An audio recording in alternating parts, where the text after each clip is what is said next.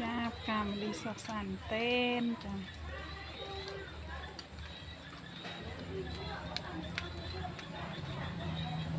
ចាសួស្តីចាផ្កាម្លិះចាសុខស្អាត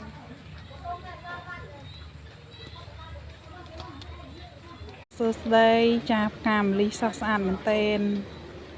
ពេលភ្លៀងមកអញ្ចឹងសុខស្អាតក៏នៅក្រោមចានេះផ្កាម្លិះចាសុខស្អាតមែនទេនចា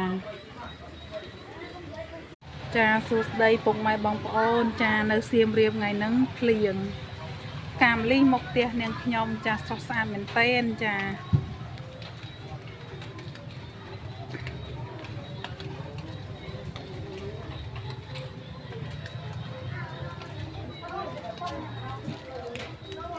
កាមលីឡើងសុខស្អាត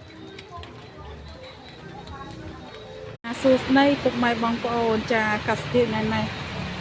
ចាមេឃភ្លៀងនេះកាមលីក្អូបមែនទេន